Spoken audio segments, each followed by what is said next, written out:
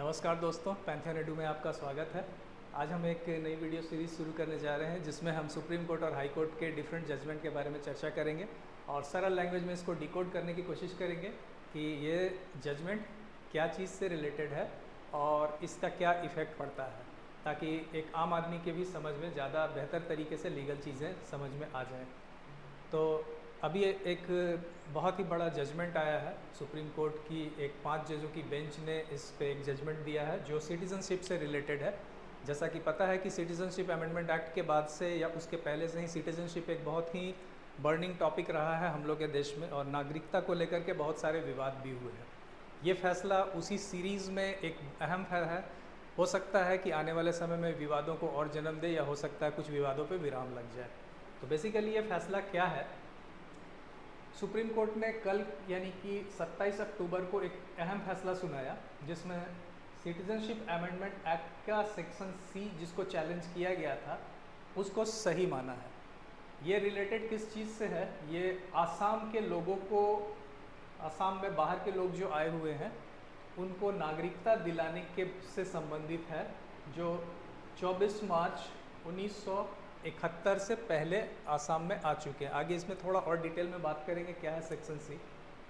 इसमें एक 5 जज की कॉन्स्टिट्यूशनल बेंच बैठी थी। कॉन्स्टिट्यूशनल बेंच का मतलब जो संवैधानिक मुद्दों की जांच पड़ताल करते हैं एक लीगल नज़रिए से, उसको कॉन्स्टिट्यूशनल बेंच बोलते हैं। और इसने 4-1 की मेजॉरिटी से फैसला सुनाया, जिस यानी कि 4 जज ने इस कानून को सही माना और 1 जज ने इसके विरोध में अपना फैसला सुनाया है। ये 5 जजों की जो बेंच थी उसकी अध्यक्षता कर रहे थे chief justice of India justice D.Y.. Chandrachud. इसके अलावा अन्य जजों में थे जस्टिस सूर्यकांत, एम.एम. सुद्रेश, मनोज मिश्रा और जे.बी. पारडीवाला। इसको समझने से पहले हम ये समझें कि एक्चुअली ये क्लाउज 6 क्या है जिसकी चर्चा हुई। तो आपको मैं बता दूं कि 80 के दशक में आसाम में इलीगल इमिग्रेशन यानी बांग्लादेश जो अवैध घुसपैठ जो होती थी उसको लेकर के बहुत ज़बरदस्त एजिटेशन हुआ और स्टूडेंट्स यूनियन उसमें इन्वॉल्व हुए थे, बहुत तरीके का विरोध हुआ था और आसाम काफ़ी समय तक डिस्टर्ब रहा था। इसको लेकर के 1985 में एक समझौता हुआ था जिसको कि आसाम एकॉर्ड के नाम से जाना जाता है। आसाम एकॉर्ड, उस समय के प्रधानमंत्री राजीव गांधी की सरकार जो थी, राजीव गांधी और स्टूडेंट्स के जितने यूनियन थे उनका एक ग्रुप मिला था जिसको कि हम ऑल आसाम स्टूडेंट यूनियन कहते हैं। उनके बीच में एक समझौता हुआ था जिसको आसाम एकॉर्ड के नाम से जाना जाता है।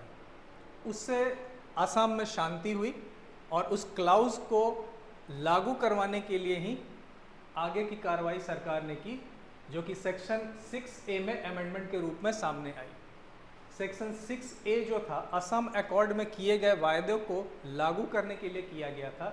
इसने अमेंडमेंट में जो मुख्य बातें हैं जिसको कि मैं ब्रीफ में आपको बताऊं, तो इसने ये बताया कि जो भी व्यक्ति इंडियन ओरिजिन का है और जो आसाम में 1 जनवरी 1966 से पहले आ चुका है उसको एक, और जो आसाम का ऑर्डिनरी रेजिडेंट है यानी कि आमतौर पे आसाम पे रहता है, तो उसको भारत का नागरिक माना जाएगा। इसके अलावा एक इम्पॉर्टेंट प्रोविज़न और जोड़ा गया था।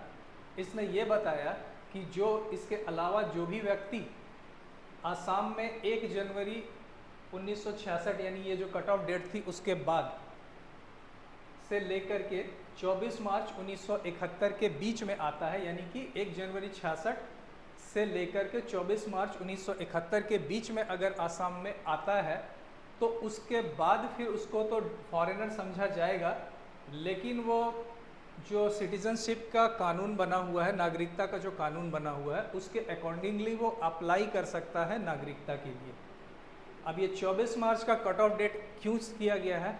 24 मार्च को का कट ऑफ डेट इसलिए रखा गया है कि 25 मार्च से पाकिस्तान, जो अभी का बांग्लादेश जो पूर्वी पाकिस्तान था, वहाँ पे सेना ने एक बहुत बड़ा ऑपरेशन चलाया था, ऑपरेशन सर्च लाइट, जिसमें शांति वाहिनी जो वहाँ पे क्रांतिकारी लोग थे जो बांग्लादेश से मुक्ति के लिए अभियान चला रहे थे, उनके सर्च अभियान जो चलाया था, तो उससे बहुत सारे लोग भाग करके भारत में शरण लिए थे। खास करके आपको त्रिपुरा, बंगाल और मुख्य तौर पे आसाम में शामिल हुए थे, ताकि उन लोगों को भी उसमें शामिल ना हो सके, इसलिए ये कट ऑफ दिया गया था। अब इसको चैलेंज किया कुछ लोगों ने, उन्होंने एक PIL डाली, रेड पिटिशन डाली सुप्रीम कोर्ट में, और इस पिटिशनर में मेनली आपको NGO असम पब्लिक वर्क और असम संहिता महासंघ जो थे, ये सारे लोगों को ने मिल करके और कुछ और लोगों ने पिटिशन डाला, और उन्होंने कहा कि ये कट ऑफ डेट जो है वो डिस्क्रिमिनेटरी यानी कि भेदभावपूर्ण है, और ये भेदभावपूर्ण है, और इसमें कई तरीके के इश्यूज को इन्होंने रेज किए थे। इन्होंने कहा कि सेक्शन ए में जो कट ऑफ डेट बताया जा रहा है वो डिस्क्रिमिनेटरी है, यानी कि यूं ही भेदभावपूर्ण, इलॉजिकल है, उसको डाला गया है। और सबसे बड़ी बात यह है कि आर्टिकल 14 का ये उल्लंघन करता है।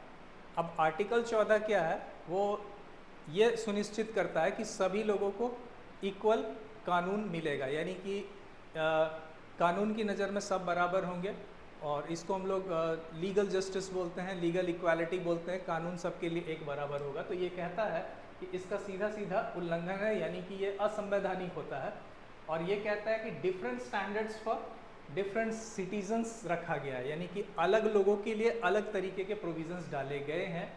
तो बाकी का एक अलग प्रोविज़न और आसाम का एक अलग प्रोविज़न, ये आर्टिकल 14 जो कानूनी एकता को सुनिश्चित करता है उसका उल्लंघन है। उसके अलावा इनका एक और ऑब्जेक्शन पॉइंट था कि उसने इंडिजिनिटी को भी ये भंग करता है, यानी कि आसाम एक खास एथनिक ग्रुप के लोगों का जगह है, और वहाँ पे खास एथनिक ग्रुप के लोग रहते हैं, तो वहाँ की पूरी डेमोग्राफी यानी कि जनसंख्या का संतुलन बिगड़ जाएगा। इस ग्राउंड पे इसको चैलेंज किया गया था। अब इसमें जो पार्टी थी सेंट्रल गवर्नमेंट, क्योंकि सिटीजनशिप से रिलेटेड कानून केंद्र सरकार का काम है, पार्लियामेंट इस कानून को बनाता है, तो केंद्र का सिंपल स्टैंड यही था। केंद्र का ये कहना था कि आर्टिकल 11 ये राइट देता है संविधान का कि पार्लियामेंट सिटीजनशिप से रिलेटेड कोई भी कानून बना सकता है, यानी कि यह संवैधानिक अधिकार है संविधान के पार्लियामेंट के पास कि वो नागरिकता से संबंधित कोई भी कानून बना सकता है, और इसमें कोई अलग बात नहीं है, इसमें कोई भी प्रावधान का उल्लंघन नहीं है। साथ ही साथ उस केंद्र ने यह भी कहा कि सेंट्रल का कानून है, किसी पर्टिकुलर ऑब्जेक्ट से रिलेटेड पे भी कानून बना सकता है सिटीजनशिप पे, यानी जो ऑब्जेक्शन थी कि अलग लोगों के लिए अलग कानून बनाया जा रहा, तो उसने कहा कि पर्टिकुलर ऑब्जेक्ट पे भी बनाया जा सकता है, ये भी राइट हमें संविधान से ही देता है, और ये किसी भी तरीके से समता का अधिकार यानी राइट टू इक्वालिटी का उल्लंघन नहीं है, जैसा कि आर्टिकल 14 में मेंशन किया गया है। तो इस पॉइंट को सही माना गया है, और इस पॉइंट को सही मानते हुए जो जजमेंट आए हैं, उन जजमेंट में मुख्य बातें जो है, ऐसे तो बड़ा लंबा चौड़ा जो होता है कोर्ट का जजमेंट, कई 100 पेजों का होता है, तो 3 जज जो इसके फेवर में थे, यानी जिन्होंने कहा कि ये सही है, उसमें से मुख्य बात ये कहा कि उन्होंने ये कहा कि पार्लियामेंट के पास पावर है सिटीजनशिप देने का किसी भी कंडीशन में, और आसाम का एक डिफरेंट माइग्रेंट प्रॉब्लम है, तो आसाम के लिए एक डिफरेंट लॉ बनाना असंवैधानिक किसी भी तरीके से नहीं है।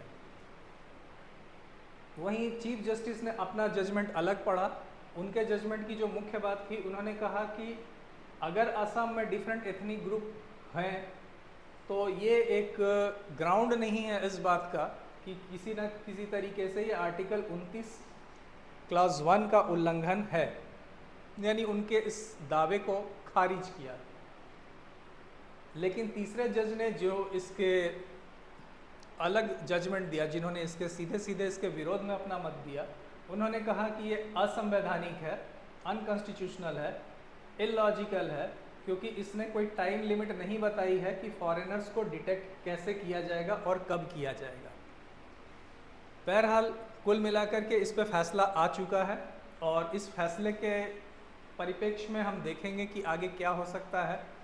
फिलहाल इससे एनआरसी में भी इफ़ेक्ट आएगा, और एनआरसी भी अपडेट किया जाएगा इस कानून को ध्यान में रखते हुए, यानी कि सिटीजनशिप अमेंडमेंट एक्ट का 6A अभी फ़िलहाल तो है, और फिलहाल तो है क्या, कॉन्स्टिट्यूशनल बेंच ने बोल दिया, मतलब ये रहेगा।